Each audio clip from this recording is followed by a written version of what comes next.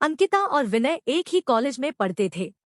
दोनों के एक कॉमन फ्रेंड ने उनकी मुलाकात करवाई थी।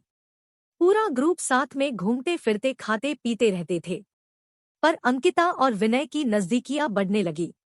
देखते ही देखते उनको एक दूसरे से प्यार हो गया। अब वह दोनों अकेले वक्त बिताने लगे। भाग में घूमना, साथ में मूवी देखने जाना, साथ में पढ़ना, वह हर चीज एक साथ ही करते थे। देखते ही देखते कॉलेज खत्म हो गया और उनका मिलना भी कम हो गया। एक बार अंकिता और विनय दोनों एक समुद्र किनारे बैठे थे।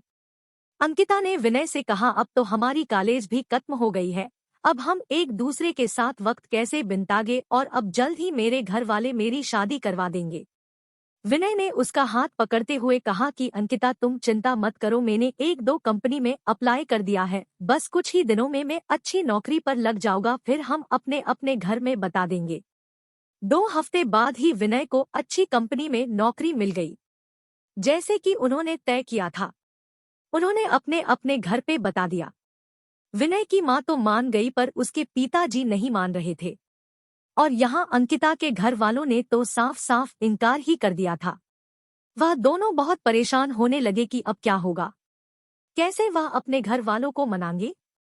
बहुत दिन हो गए, दोनों का एक दूसरे से बात करना भी कम हो गया था, क्योंकि अंकिता के घर वालों ने उसका फोन ले लिया था और उसके लिए रिश्ता ढूंढ रहे थे। वह कभी कभी अपनी सहेली के घर जाती, तभी विनय को फोन कर पाती थी और बस हमेशा यही कहती कि विनय, तुम जल्दी ही कुछ करो वरना मेरी शादी हो जाएगी, मैं तुमसे बहुत प्यार करती हूँ, तुम्हारे बिना नहीं रह पाऊंगी।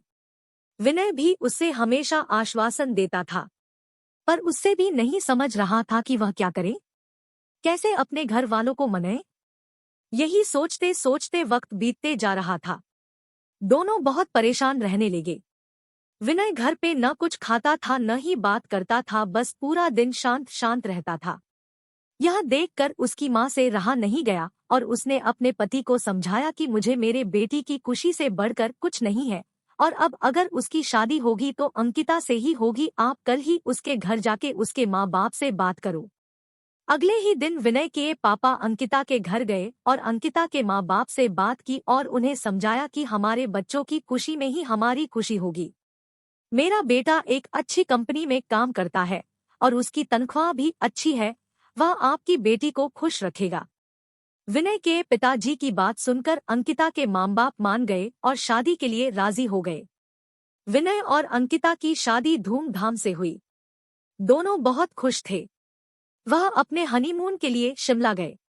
हनीमून से लौटते ही विनय अपने काम पे लग गया। दोनों की जिंदगी हंसी खुशी बीत रही थी। उनकी शादी को अब 2 साल होने वाले थे, पर उन्हें अभी तक बच्चा नहीं हुआ था। घर वाले, रिश्तेदार, सब लोग अंकिता से हमेशा यही सवाल पूछते थे कि खुशखबरी कभी दे रही हो, पर वह हमेशा मुस्कुरा कर बात टाल देती थी।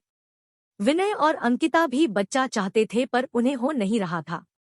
बहुत डॉक्टरों को दिखाया, सब टेस्ट भी करवाई, लेकिन कुछ फायदा नहीं हुआ। अंकिता की सास उससे बाबा के पास भी ले गई, पर वहां से भी सिर्फ निराशा ही हाथ आई। अंकिता बहुत परेशान थी। उससे यही चिंता खाए जा रही थी कि वह कभी मां नहीं बन पाएगी।